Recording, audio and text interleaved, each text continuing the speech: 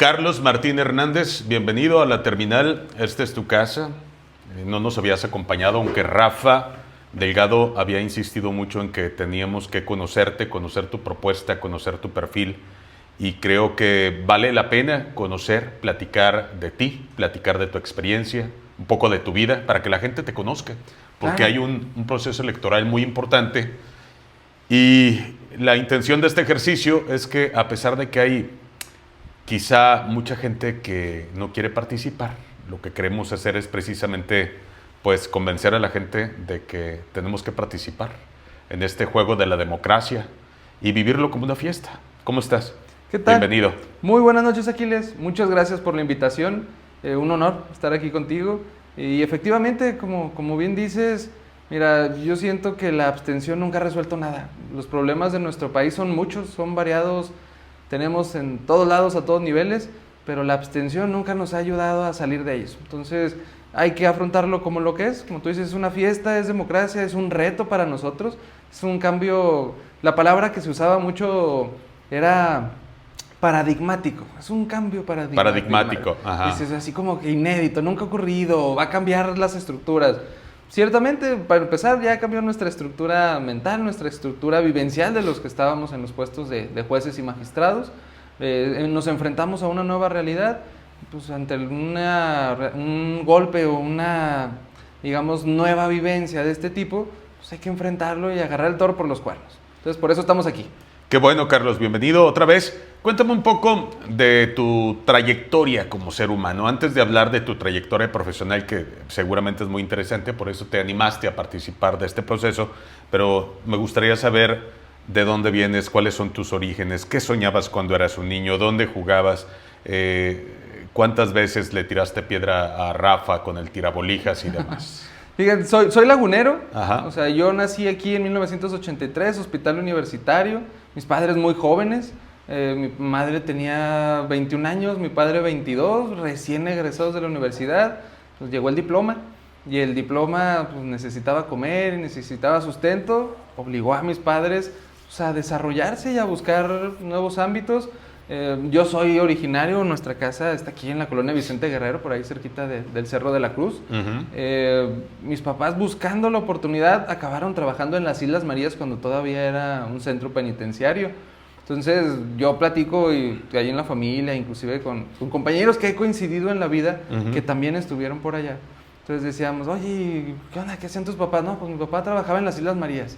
Y mi mamá pues, se fue con él acompañando. Vivíamos en una cabañita que estaba... ¿Tú viviste en las Islas Sí, Marías? claro, me llevaron. Ah, ¿sí? Y tengo recuerdos muy vividos. Era muy padre, tengo fotos incluso. Vivíamos en una casita a 2-3 cuadras de la playa. En la noche se escuchaba el mar. Todo el mundo lo encuentra muy paradisíaco, Paradisíaco, ¿no? claro. Sí, nada más que cuando hay tormentas, pues el mar crece y el ruido se incrementa. Es una isla pequeña, era una colonia penitenciaria. Entonces te quedabas sin luz y eran ventanales, yo recuerdo el tamaño de una puerta, y se escuchaba el ruido en la noche, los truenos con ganas, el movimiento del mar. Teníamos patos, había gallinas, teníamos boas, por cierto. Boas. Tengo fotos con boas así en las vigas del techo de madera, porque obviamente pues eran los que se encargaban ahí de aniquilar a los que no, los animalitos, a los ratones, que no quieres, a los roedores. Exacto, a los que no quieres dentro de tu casa. Me acuerdo que el vecino tenía ahí un árbol de mangos, y de esa todavía la platicamos en Navidad con mi papá. Pues mi papá, yo estaba chiquito, yo creo que tenía 3-4 años, que me sube a la pared, tráete unos mangos, y que me deja caer, y caigo de sentón, y pues tenía 3-4 años, pues obviamente Pequeñito, te enojas, ¿no? Es claro. que me dejaste caer. Muchas vivencias muy padres. Mis padres, ambos, se han esforzado como, digo, yo los conozco de toda la vida, y sé lo que han pasado y sé lo que les costó llegar a donde están. Son destacados profesionistas, ya jubilados, ambos, pero estoy muy orgulloso de ellos. De las Islas Marías, acabamos en la Vicente Guerrero, somos originarios mis padres de ¿A qué edad llegaste a la Vicente Guerrero? Tenía 5 años, yo creo, a lo mucho, 4 o 5 años. Soy egresado, entré a primaria en el Colegio América. Pues es una institución educativa aquí en La Laguna, pues que ya tiene muchísimos años. Coincidentemente, ahora con motivo de todos estos movimientos, me reencontré con el director El director ahora está por ahí en una asociación que se llama el Club Laguna. Entonces, pues, oye, ¿sí se acuerda de mí? Ah, claro, que casi me expulsan en tercero de secundaria. Sí, sí se acordaba de mí. Ese eras tú. Sí, sí, era un poquito tremendillo en esa época.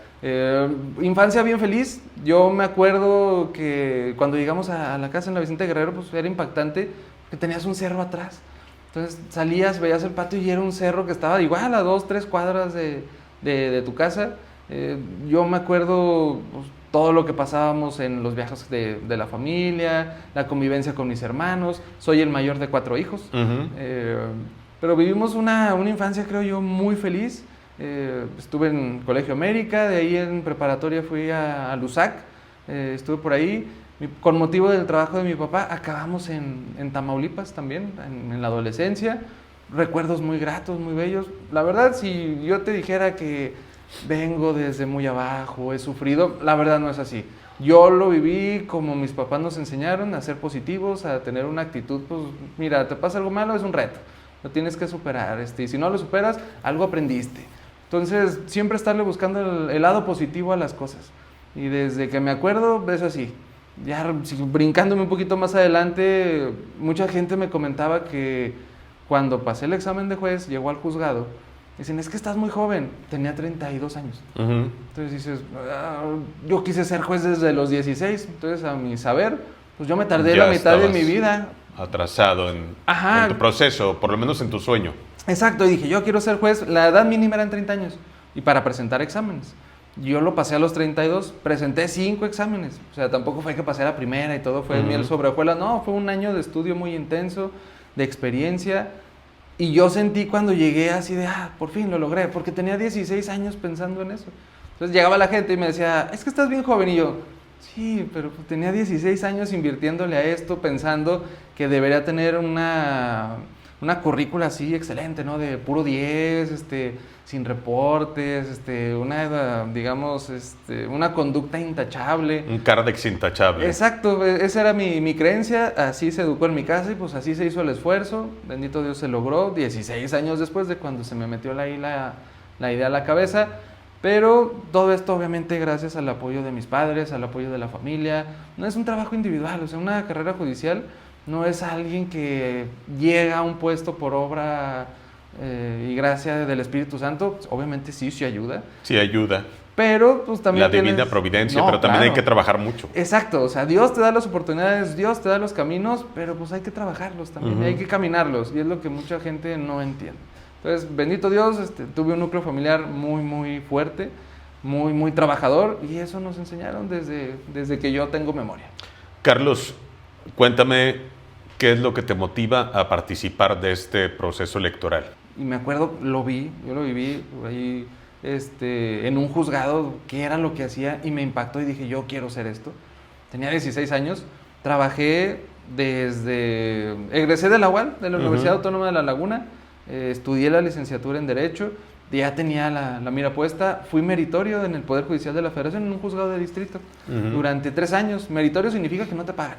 No hay ayuda, no hay apoyo, tú vas con tus medios, aprendes, te ponen a hacer lo que las personas que sí tienen su nombramiento pues no quieren hacer, sacar copias, costurar expedientes, o sea, pues con lo que empieza uno. La talacha, la chamba sucia. Exactamente. Entonces le invertiste 3 años, a partir de ahí no hubo oportunidad aquí en la ciudad, eran reglas distintas y hubo que emigrar para buscar dicha oportunidad.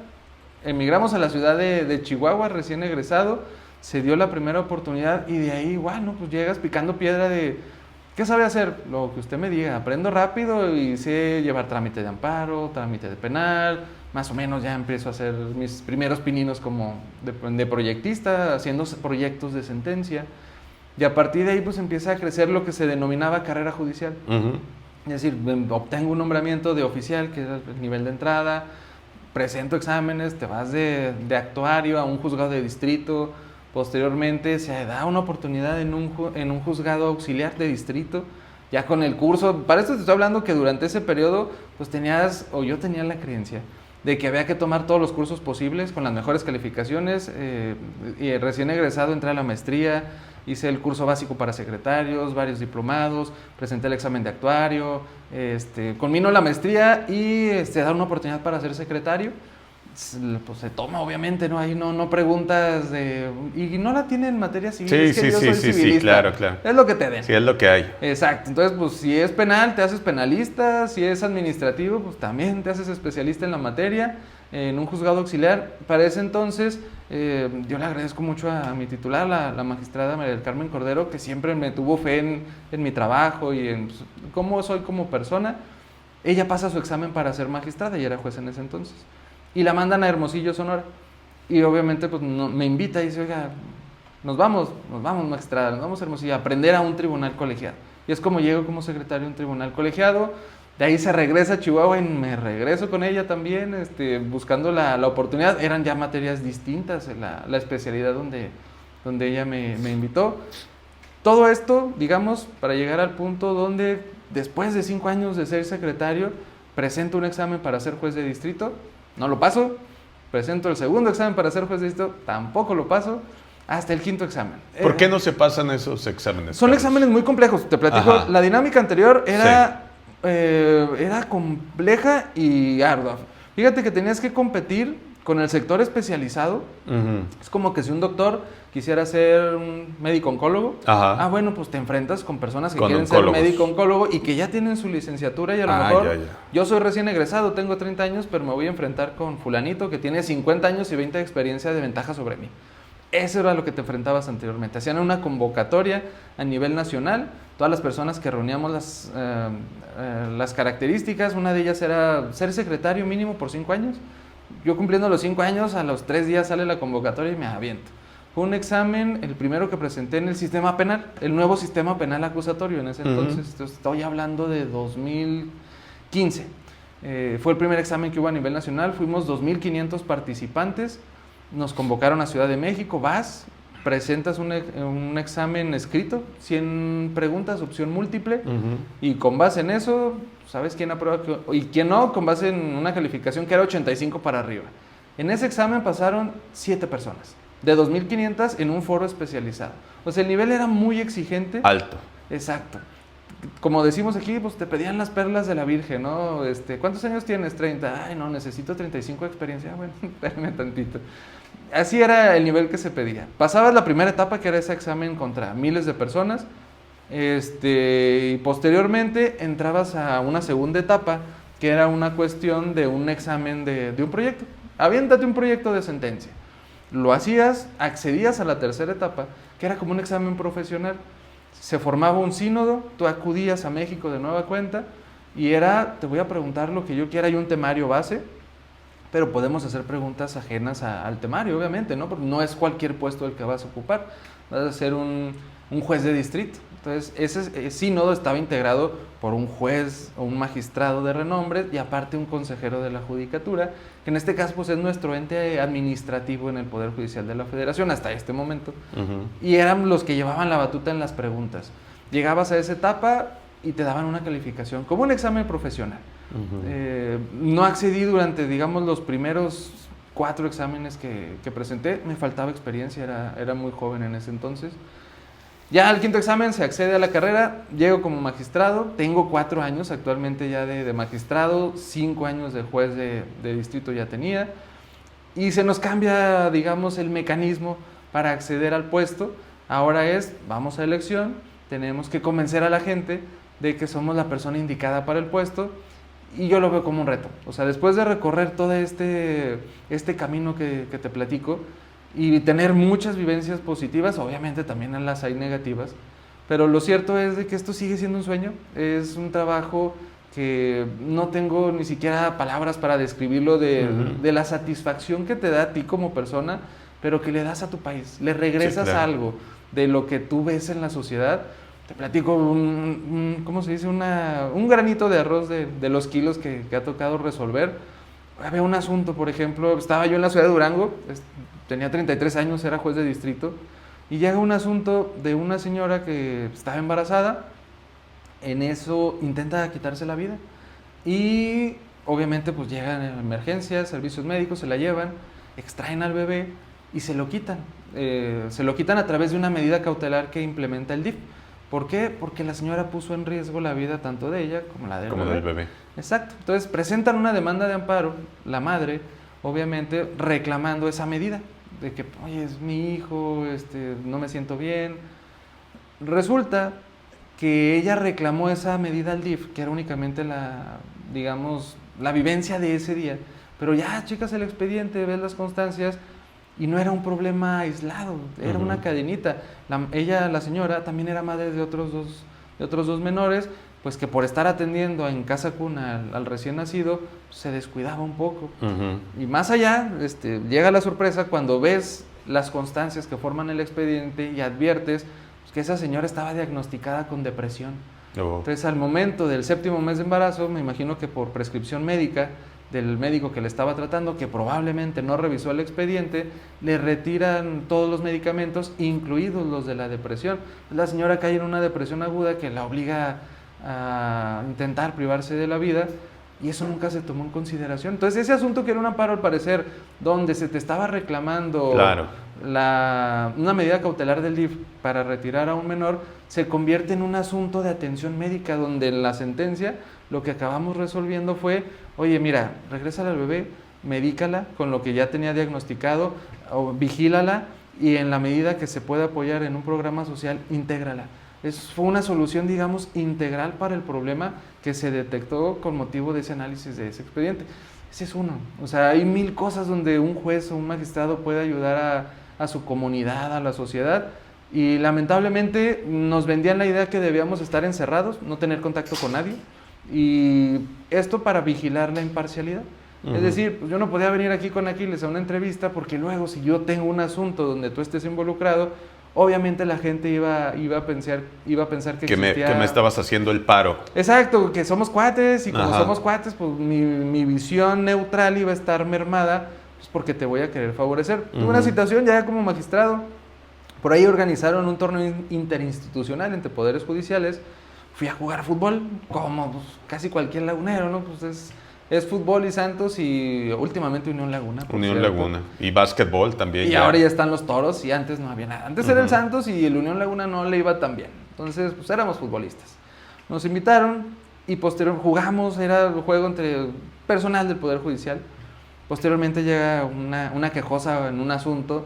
Dice, oiga, es que estoy preocupada porque me comenta mi contraparte que usted jugó fútbol contra él. Señora, mire, es una cuestión, me encantaría extraerme del mundo, no tener contacto con la nadie, sociedad, claro, por supuesto, para dar esa tranquilidad, pero de verdad considere que esto no va a afectar una decisión judicial. Es decir, la formación que tiene uno como juez, como magistrado, es precisamente hacer todo de la manera más honesta y transparente. No podemos extraernos de la sociedad. Lo intentamos, te digo que eso fue uno de los errores. Tú no conocías quién era un juez y un magistrado, nunca los veías. Que es digamos, un reclamo generalizado, que el juez y el magistrado hayan estado siempre tan lejanos de la sociedad a la que técnicamente sirven. Pero bueno, no había yo escuchado esta justificación, y tiene un alto grado de razón de ser. Podría llegar a presentarse algún tipo de controversia justo por lo que estás mencionando, ¿no? Exacto, o sea, y lamentablemente, fíjate, yo creo que es una de las cosas que esta reforma podemos extraer o buscarle un lado positivo, en el sentido de el hecho que una persona diga, oiga, es que yo conozco al juez, no debería interpretarse en el sentido de que es algo malo. Al contrario, si esta parte conoce al juez, la contraparte también. Yo también lo conozco. Es Carlos Martínez de la Vicente, estuvo en tal escuela, sé que es una persona honesta y decente, nunca han dado en problemas ilegales, en cuestiones ilegales. Bueno, eso creo que es lo que podríamos hacer. Anteriormente te platicaba, no se nos estaba permitido, por ejemplo, acudir a foros especializados, foros con sindicatos, con trabajadores, con empresarios, porque se podía interpretar eso. Oye, es que eres parcial porque te invitaron a una conferencia en un sindicato. Entonces vas a resolver todo favorable al sindicato. Eso era lo que se nos inculcó, por eso no salíamos, por eso no nos veías. Generalmente sí dábamos clases, o conferencias, pero en foros muy chiquitos y muy especializados del sector, es decir, para abogados. Pláticas entre abogados, te invitaban, ibas a dar clases, estudiantes de abogados, pero no te acercabas, digamos, ya así, vamos aquí a Soriana a platicar, vamos a la Alameda. Y yo creo que esta es una parte positiva que extraemos de toda esta nueva situación de decir, ya me están autorizando a acercarme a diferentes grupos, a platicar, a poner mi cara y que me conozcan. Bueno, pues conózcanme bien, ¿no? Así como me expreso aquí contigo, me expreso en el tribunal, me expreso a los foros donde me invitan y me expreso en mi casa. Creo que eso también es muy importante, demostrar que hay congruencia. Porque es bien bonito hablar con sentencias tenemos una figura que se llama el interés superior del menor, que es uno de los pilares fundamentales de nuestro sistema jurídico. Obviamente tenemos que hacer todo lo más favorable a la niñez, a los niños, niñas. Ok, está bien bonito que un juez me resuelva un amparo con el interés superior del menor, pero no quiere pagar la pensión de la ex esposa y que tiene que alimentar a los 2 chamacos que dejo ahí, ¿no? Eso creo que es lo más importante, fijarnos en la congruencia de la persona que ahora se está sometiendo a una elección, a una votación, a un escrutinio público, donde la gente ya nos puede ubicar. Entonces, así como hay gente que puede tener cosas muy positivas, bueno, también hay personas que están en la elección y tienen cosas negativas, esas no deben ser votadas.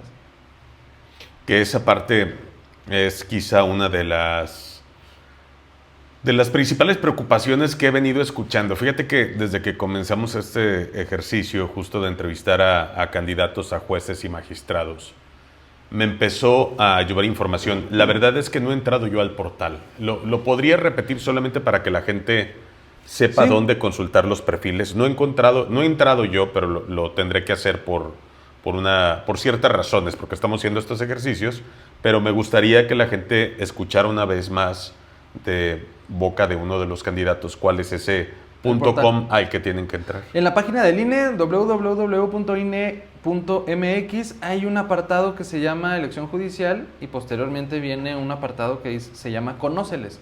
Ahí le das clic, puedes conocer los 4,500 y garra de perfiles que se encuentran por ahí, candidatos a nivel de la República, pero digo, es un buen inicio. Si tienes tiempo para verificar todos los perfiles que... Sí, que son muchísimos, pero me queda una duda. ¿Viene todo con la claridad que debe venir? Es decir, con la transparencia que debe venir, porque había particularmente sospechas de que personas vinculadas al crimen organizado se habían inscrito a este proceso y habían pasado, bueno, desde el Senado los aprobaron y ahora dicen que, bueno, pues que no fue el Senado y demás, independientemente de la forma en la cual se hayan colado. ¿Ahí están esos perfiles? No lo sé. Todos. Ahí están todos los perfiles. Obviamente esos perfiles pues son llenados por nosotros. Ajá. Ya hay cuestiones que a lo mejor si yo quisiera ocultar pues no los voy a poner. Sí, por supuesto, a eso me refería. Entonces ese es un buen inicio, o sea, puedes identificar de a ver cuál fue su experiencia profesional, dónde trabajó, qué resultados ha obtenido, pero creo que esa sería una parte únicamente de la tarea que tendríamos que hacer como ciudadanos de ok, pues está interesante ver tu currículum, pero lo que más a mí me interesaría saber es, ¿cuál es tu visión de la justicia? Claro.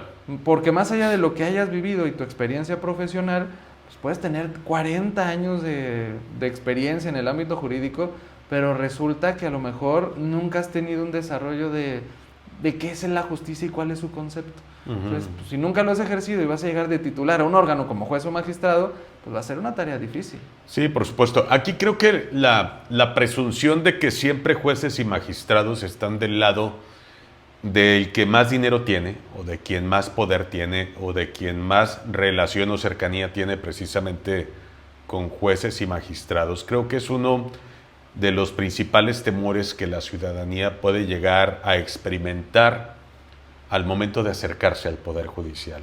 La falta de confianza, la falta de certeza de que una denuncia o un proceso que te está afectando o del cual quieres salir favorecido porque a lo mejor estás siendo víctima de una injusticia, se puede ver soslayado precisamente porque no conoces al juez o al magistrado o no tienes la lana que tu contraparte tiene para resolver este tema.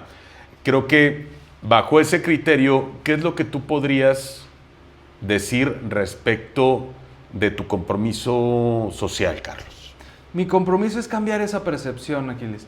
La cuestión aquí creo es de que hay, digamos, estadísticas muy claras y concretas ahí en internet, donde el error principal que se tuvo en el Poder Judicial fue precisamente no salir a mencionar precisamente todo el trabajo que se hacía, no ser claros. Se intentó, obviamente hay mecanismos de transparencia. Por ejemplo, los tribunales colegiados, que es donde actualmente trabajo, sesionamos una vez a la semana. En las sesiones resolvemos los asuntos pues, que se someten ahí a discusión. Esas sesiones, ¿sabías que son en vivo a través de internet? O sea, tú puedes, si tienes un amparo que cae en un tribunal colegiado, lo van a resolver el jueves a las 11 de la mañana. Entras a YouTube, hay una liga especial, entras al tribunal colegiado y tú puedes ver cómo los magistrados discuten tu asunto y cómo se resuelve. Entonces, esa, por ejemplo, yo hice el ejercicio recientemente. Dije, a ver, pues, técnicamente somos youtubers. ¿Cuántas vistas tengo? O sea, ¿cuánta gente está interesada en saber cómo se resuelven los asuntos? Muy poca, podría asegurar. Pues mira, entre 2 y 3 personas te podría decir, porque a veces las visualizaciones suben hasta 11 personas cuando estamos en la transmisión en vivo, pero esos 11, 7, 8 son personas, secretarios del mismo tribunal, pues que están revisando a ver si va a haber ajustes o si va a haber correcciones. En realidad es 1 o 2 personas por la sesión, lo que me ha tocado ver aquí en La Laguna, y es algo que creo que debemos maximizar. O sea, sí hay transparencia, sí se cometieron errores. Bueno, ¿qué tenemos que hacer? Venir a la calle, hablar con las personas, cambiar esa percepción que se tiene de que es que un juez es corrupto, es que un juez va a resolver el favor del que tenga dinero. Por ejemplo, la materia prima de nosotros a nivel de la federal, en un tribunal colegiado, es el amparo.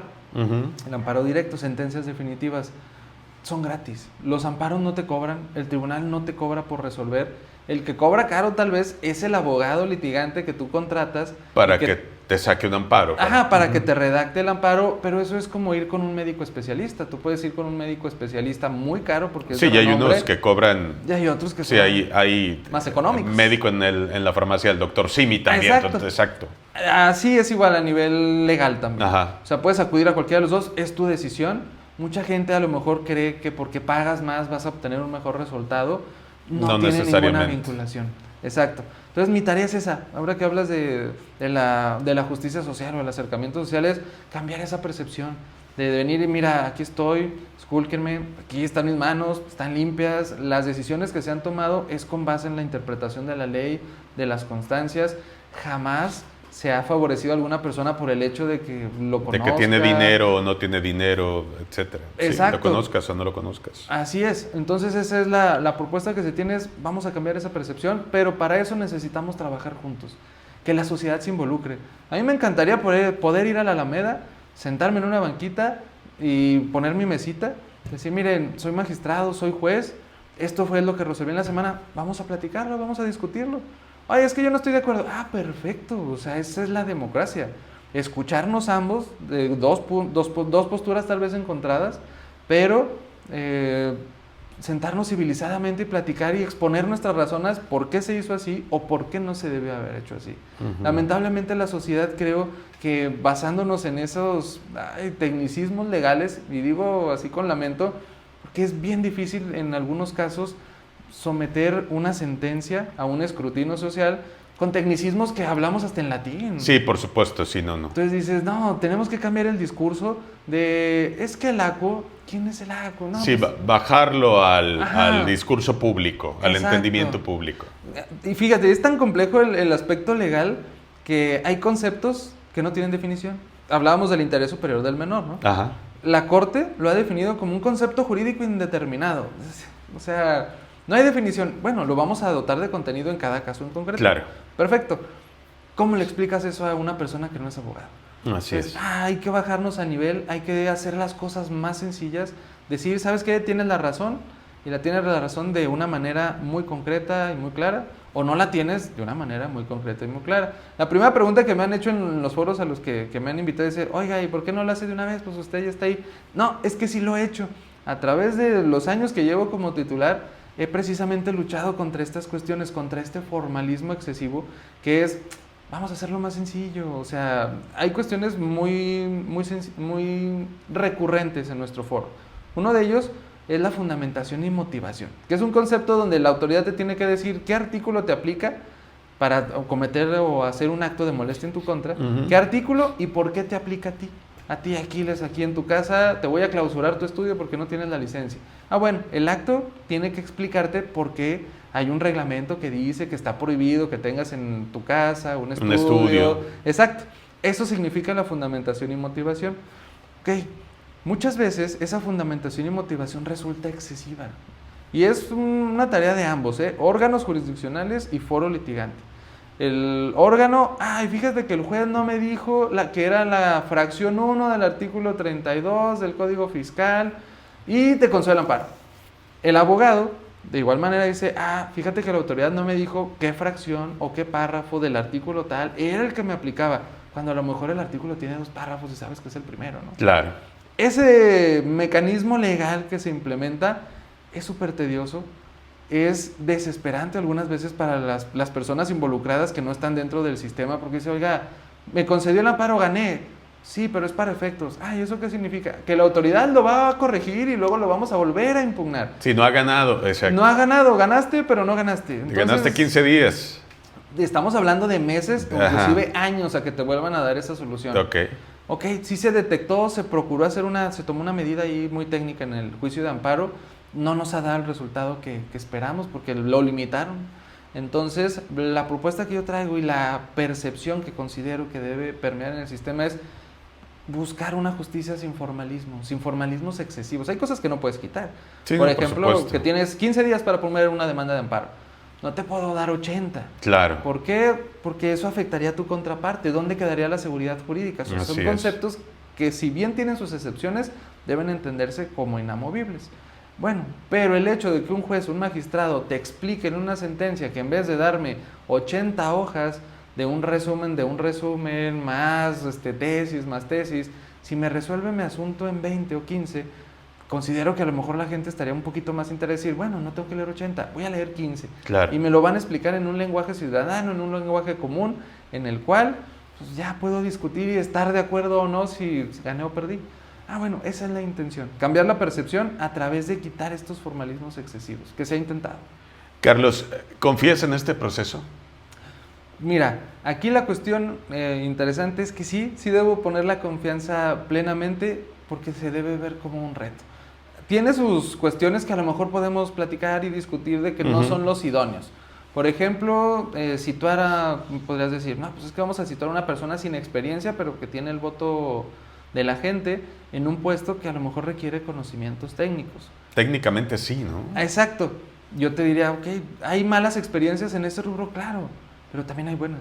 El ministro Cosillo, que está en retiro, una persona con un criterio de avanzada, no pertenecía al Poder Judicial. Él llegó como externo y de hecho criticaba muy duro a la Suprema Corte.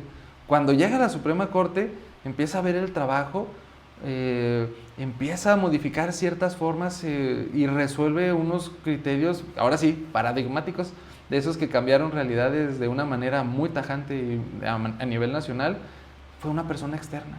O sea, yo no descarto que una persona que no pertenece a la institución pueda hacer un buen trabajo, pero también está la probabilidad de que no haga un buen trabajo y en el ínter de esa curva de aprendizaje, pues lamentablemente, pues vas a tener que, a lo mejor, si no se corrige, si es un órgano terminal, por ejemplo, un magistrado, puedes arruinar vidas.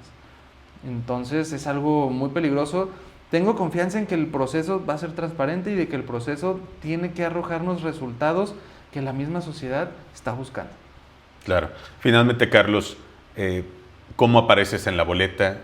¿Qué es lo que tiene que buscar la gente? Cuéntale, por favor, a la gente qué es lo que va a encontrar en esa boleta y cómo encuentra tu nombre, de qué color, porque entiendo que la boleta viene en varios colores. Sí, claro. A nivel federal, aquí en el estado, como vamos a tener elecciones también estatales, son 10 boletas. Ajá. De esas 10 boletas, 6 son a nivel federal. Hay diversos colores. Morados es para ministros. La que a mí me corresponde es la boleta rosa. Yo soy el número 21, Hernández Carlos Martín, en la columna derecha. Y se tiene que poner el número 21, obviamente, sobre la columna derecha, recuadro morado. Recuadro morado, hay que poner número Así 21 es. Para elegirte a ti. Así ¿Y es. estás contendiendo por qué cargo? Magistrado especializado en materia civil y de trabajo. Civil y del trabajo. Muy bien. ¿Conoces a tus, digamos, pues no sé si llamarlos, Pues no son adversarios, pero son contendientes. ¿Contra Sí. contra quién vas? Van varios magistrados, inclusive debo confesar que yo duré a partir de 2006 a 2024 fuera de la laguna. Eh, Estuve viviendo con motivo del trabajo, de la carrera, Claro. Durango, Chihuahua, Sonora, Sinaloa, Jalisco, Tamaulipas. Entonces, situándome en el plano local, no conozco a la mayoría de las personas que están ahí contendiendo, pero vemos varios magistrados que estamos en funciones, nos identificas por el EF al lado del nombre en la boleta, Ujú. y son las personas que yo conozco. Obviamente tengo las mejores consideraciones y expresiones hacia ellos, gente muy trabajadora, de renombre, que se ha especializado en su trabajo. Entonces, como tú dices, no los veo como contrincantes, somos compañeros en esta labor. Y van a seguir siendo jurisdiccional. compañeros en el ámbito legal. Exacto. Entonces, somos compañeros, nos llevamos muy bien, bromeamos al respecto. Es que tú eres mi adversario. En realidad somos amigos y rivales, como la novela viejita de Así Televisa. es, así es. Pero personas excelentes, personas que han trabajado durante toda su vida. Hay magistrados que hacen bromas. Dicen, oye, pues es que yo tengo de experiencia lo que tú tienes de vida. Hay un magistrado que tiene 38 años Ajá, de carrera, de experiencia. Exacto, y dice, pues tienes 41, andamos ahí cerca. Es parte de esto, es una nueva visión, una nueva realidad. Entonces, pues hay que atender a la nueva realidad bajo las nuevas reglas y hay que competir. Creo que eso es sano. Y creo que, bueno, hablabas del tema de la juventud y creo que también hay que tocarlo. Creo que una nueva sociedad requiere mentes nuevas también. Creo que la aplicación de la justicia requiere también de una nueva visión de lo que es la ley. Porque al final lo que ustedes harán será interpretar leyes. Exacto. Y creo que cuando creciste en un entorno distinto, en una época diferente, tu interpretación de la ley también tiene que ser de cierta forma diferente, obedeciendo de alguna manera precisamente a una sociedad que necesariamente ha tenido que evolucionar. No puedes medir las leyes como las medías hace 50 años porque la sociedad ha cambiado, los problemas de la sociedad son otros, ¿no? Exacto. Y se tienen que resolver de otra forma. Fíjate, diste en el punto. O sea, la cuestión aquí es que la ley, el amparo y todo este mecanismo legal súper complejo que tenemos, sí puede transformar la realidad, obviamente, a través de una decisión, pero la realidad se transforma por sí misma. Es decir, la ley, el amparo, todos los juicios es un mecanismo de resolver un problema, pero la sociedad evoluciona y la ley y su interpretación debe evolucionar a la par de la sociedad. En los últimos 10, 15 años hemos tenido una evolución de tantas cosas, de tantos criterios, donde, por ejemplo, a lo mejor sonaba impactante hace 15 años decir, es que la mujer acaba de empezar a votar en 1950. Espérame, y ahorita ya estamos viendo, por ejemplo, matrimonios homoparentales, adopciones de niños bajo condiciones muy particulares.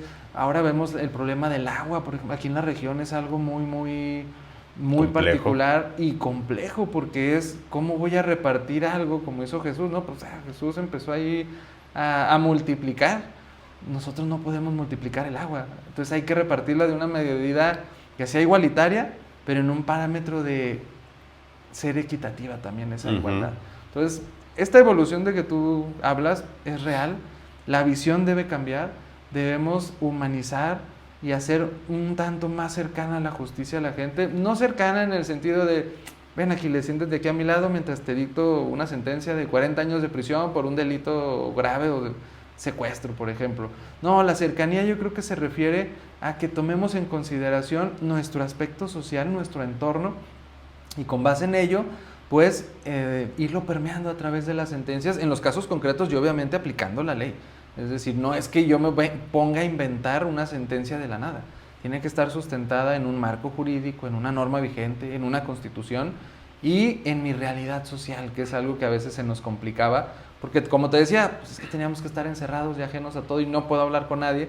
Pues ahora es súper padre que mi quejoso, que Aquiles venga y platiquemos, ¿sabe qué? Tengo un asunto, me está demandando un trabajador, la realidad fue esta, se la planteé en el expediente al juez laboral, tal vez no me comprendió la prueba que yo ofrecí para acreditar que no era mi empleado, que únicamente estuvo aquí, me trajo, no sé, implementos de las cámaras de grabación, Claro. pero no era mi empleado, yo no lo despedí. Ah, perfecto, déjame analizo el expediente, igual escucho a tu contraparte y con base en eso pues resolvemos su problema de una manera, inclusive que ni siquiera tendría que llegar a juicio. Que eso Sí, por supuesto. podría ser una conciliación. El mecanismo está, lamentablemente, esa falta de claridad o de transparencia en foros que no son especializados, porque nos encanta bombardear a la gente en comerciales de televisión.